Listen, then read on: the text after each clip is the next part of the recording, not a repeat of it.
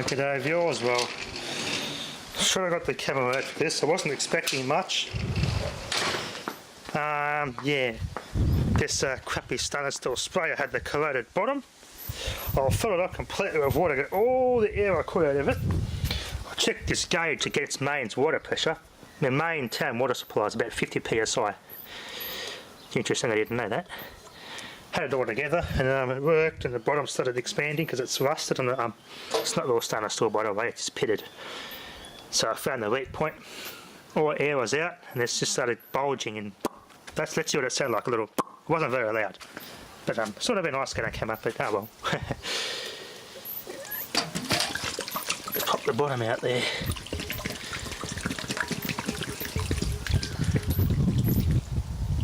You get any of these crappy ones, this is what you do with them. Just fill them with water, get all the air out, just pressure test it with this. Might try to power a bottle next, but I don't know how we're going to get that going without it leaking too much. So I've got to get all the air out. Once all the air's out, yeah, then I can go from there, because you really don't want air in here. It'd be a big bang. Anyway, let's tear this thing down some more, get the bottom off.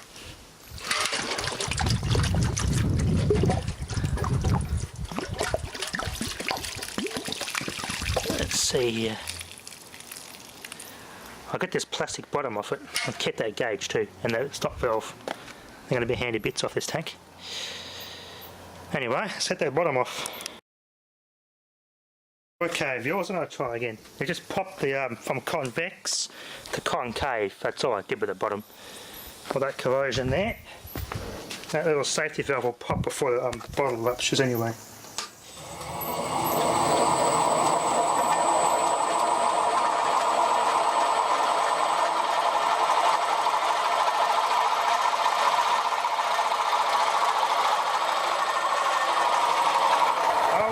Up my gauge and damage that gauge. So you can see the corrosion there. The corrosion in that tank's pretty bad. Yeah, I don't want to damage that pressure gauge. I might get that pressure gauge off.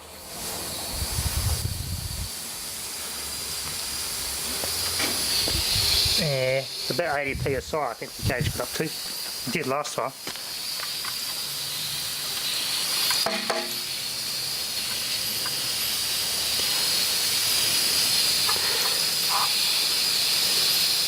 Mains water pressure is about 50 psi, so that should pop up too.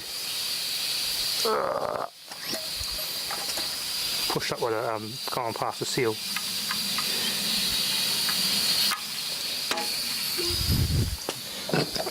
Give it a hit.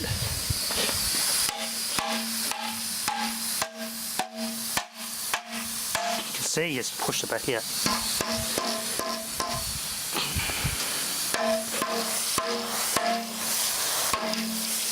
But it's stuffed. Yeah, that's not stainless steel. Stainless steel don't corrode like that and just rupture. And again, a bit of safety advice if you're going to do things like this. Hydraulics, get all the air out of the system you can, otherwise a big bang, and could be dangerous too. Pressurised gas like a big spring and choom and shoot at you like bullets. Hydraulic pressure doesn't do that. It just worst happens that jet stream that shot out there. Oh, I hope they can damage that gauge. Oh no, the needle's not touching. Yeah, the needle's supposed to rest on 0. It's not touching the stop though. I might have slightly stretched that. I've slightly stretched the gauge, the board-on tube in there, but it's nothing major. It's still reading dead on 0, so luckily I'm a bit off now. Oh well, won't be as accurate, but there you are. That's how you hold that.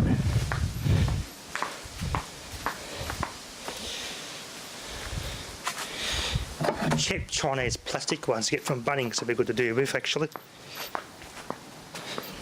Good to do it with the plastic crappy ones from Bunnings. Anyway. Hey viewers, I finally had to service this thing. Well, it looks like a grease stipple goes in there. Well, I took that screw out there, screwed that out, I got some compressed air and cleaned all this dust and everything off the old grease. And doing so has cleaned it up to the point this reveals this is actually a washer.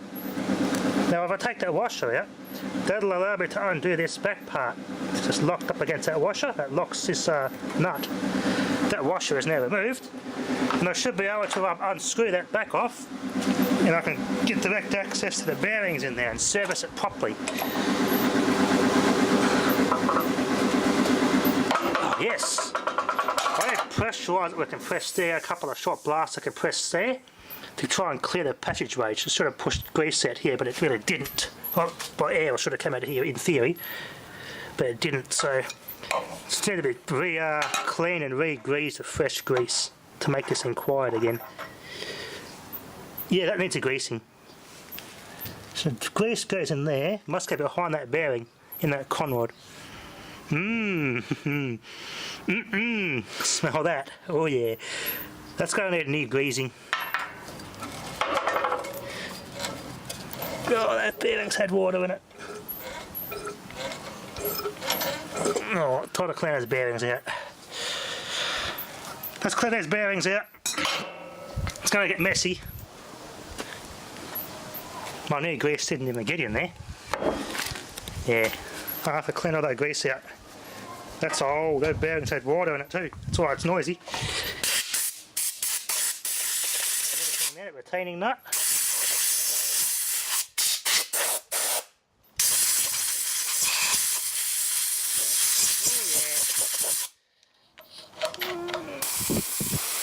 Okay, that's a dead end. That's a dead end. Not a grease nipple at all, it's just a locking one. Just let it be greased manually.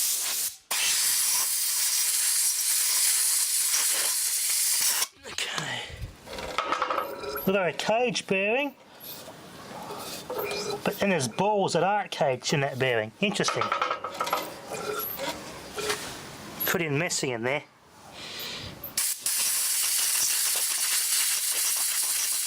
Undo that nut, I should be able to pull that shaft all the way out. Really.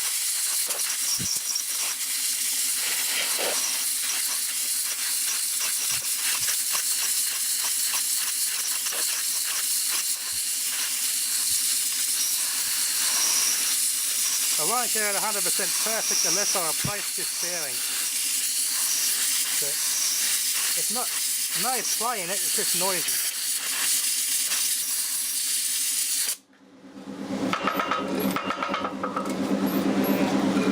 That. An access port in the inner raceway to get the bearing, the ball out. That's kind of interesting. Ain't seen that before.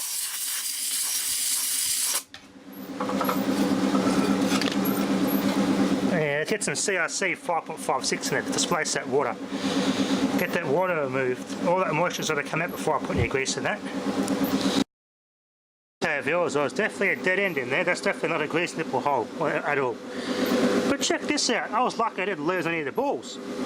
There's a dip here and a dip here. These bearings, balls have been put in manually by hand. This is a hand assembled ball bearing. I've never seen that. There's no branding on this bearing at all, so most likely an Aussie made bearing. You got the cage that weaves around, under and over, under and over cage. Holds the bottom sets of the balls in. Then you put these over the top. I've never seen that before. A hand assembled ball bearing. Huh. That's a first. I've never seen that before. Now they've got to sit up like this. I'm going to fill it all with pack it with grease now. Hand packed it with as much grease as I can. Nice clean rag. Excess old stuff out of there. There we are. I've never seen that before. That is interesting. It's a first for me. Hand assembled ball bearing. Who'd have thought? Now let's test it now. See how quiet it is. Got a sprinkler on there and a turbocharge. You hear the valves being pushed by the water.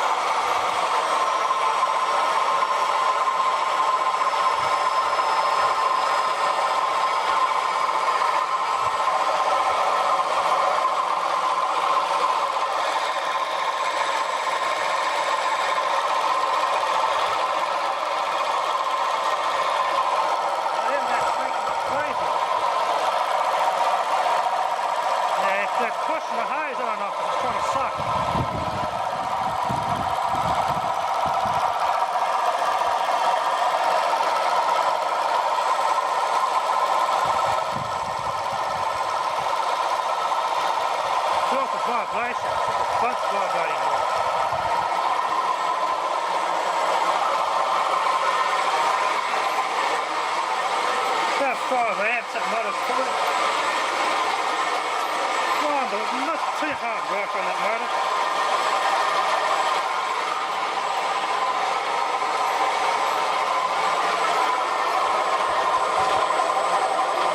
Still loud, but it's not going to get you worse now. It's had a good service.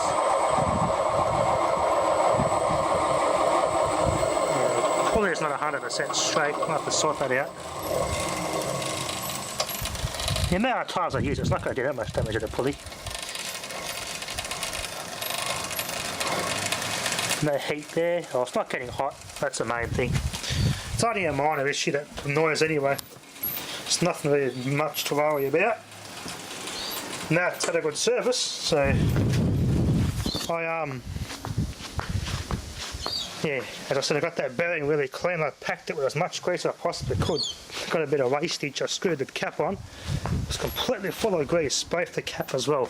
I got a lot of grease oozing out when I screwed that on hard and pushed most of it in there. So that bearing is really good, well greased now. Place that in that so there's no leaks. I took the grub screw out of the pulley and cleaned that out and lubricated it, so if I don't get this pulley off in the future, I can.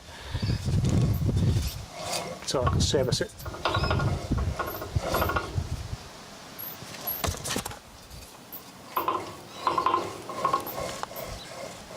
The motor's quiet. Definitely not the motor squeaking.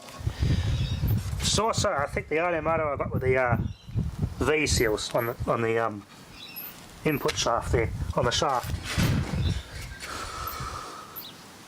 High IP rating, so I'll leave this motor for water to be used around wet areas. I don't think any of the other motors have seals on them. No seal on that one. Oh yeah, it does. That's got a good seal on it. The other 4 horsepower one I got in there, I don't think that one there has a seal. No. Yeah, I've got to check the IP rating of that motor. I don't think there's a seal in that. Usually on the outside there's a V seal for it to be have a good IP rating. There's no seal on there, so that motor can't be used in a wet area. Hence why I haven't used it on here. And it's a 4 horsepower motor. But yeah, that's what I was saying. Got the V seal on it to keep the water out. It's got the right. This motor's got the right IP rating for the job. You can buy those seals through eBay. I've got them, so if I get those seals get damaged, I can order new ones. As it say, the IP is IP66. Yeah, that's what makes this motor ideal for this sort of work near water. IP66. Have to keep my eye out for the guy at the scrap bar to get the motors. See if any of you've got any other motors with that rating on it. I'll grab some motors with that rating on it next time. That'd be bloody ideal for things like this, just to leave it out in the weather. It won't matter. It's got the right rating on it, so.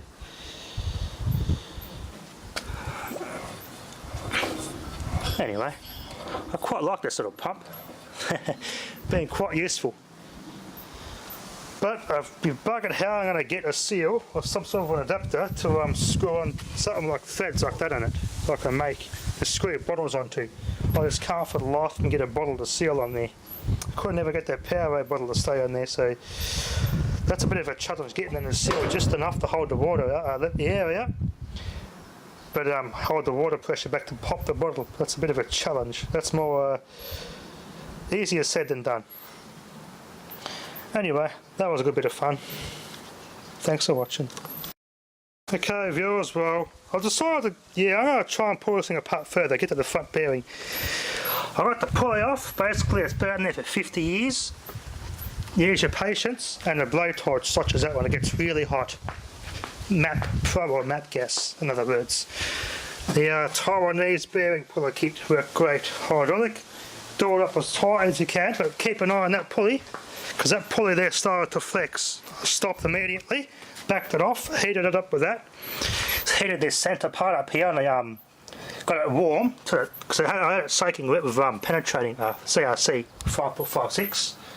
Basically till that completely evaporated and dried out, that was hot enough. It was plenty hot enough. So I started to push off. So yeah, don't risk breaking something like that. I haven't got a replacement, so this stuff's quite helpful. Just get it hot with this, and that will help the aluminium expand a bit to get it to free up.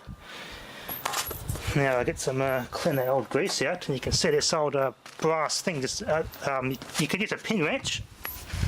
That's it normally that gets it off. Basically a steel plate with a hole in it to go around that shaft. Has two pins in it to go in these holes. I didn't have any, so I just used this.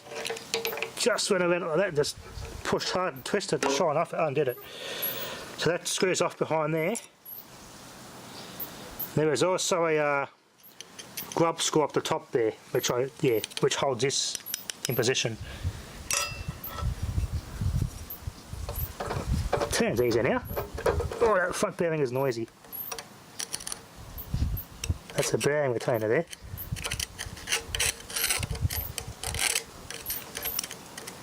Yep, that little thing is a bearing retainer. That's holding the bearings in place.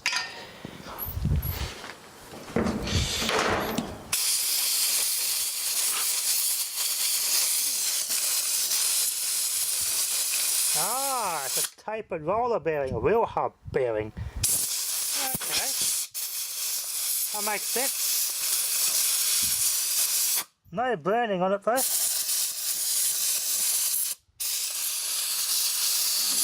No markings on it whatsoever. Interesting.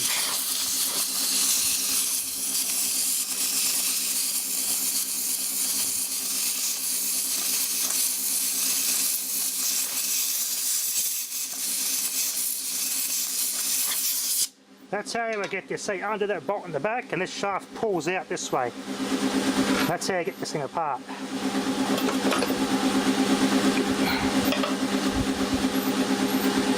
Tapered roller bearing, which is crunchy as. God, is that crunchy.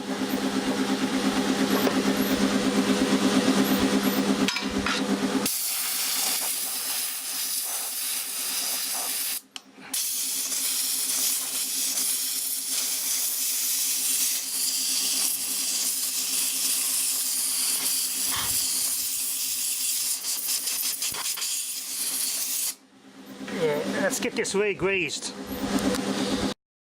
Tell you what, it turns out a lot easier. That's a lot easier now. Wow. That's so much better. I also screwed that in by hand, but I managed to cut a thread in my thumb. I screwed my thumb up. I just lathe cut and machined a thread into my thumb.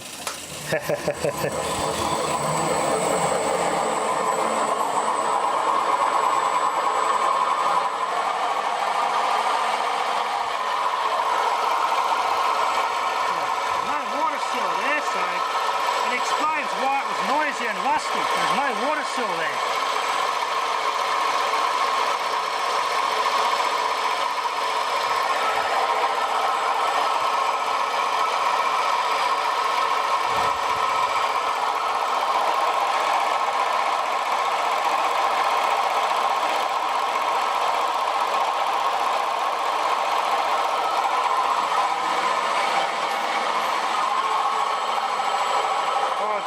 Bearing should be replaced.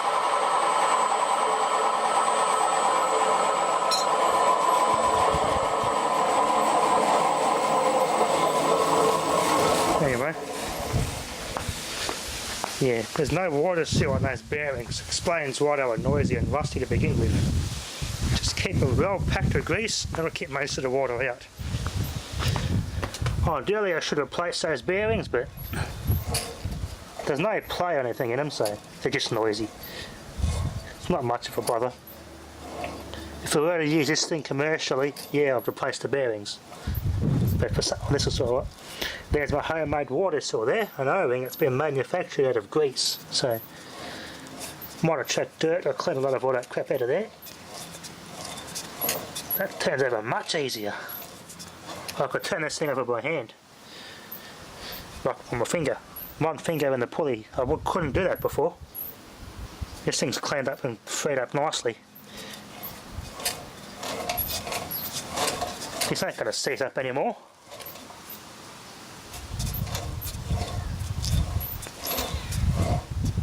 Better. Anyway, that's how you get one of these apart to service it. To get the crank out, all you do is just take this head off and get the diaphragm off, but you have another bolt in there. You take that bolt out and it pulls the crank out the back. Completely tear this thing down, but I didn't need to get that for the heads off. It's just the bearings that were noisy. They were sticky too, and now they're much better. So this thing's good to go for more bottle pops. Anyway, that'll be enough for now. Thanks for watching.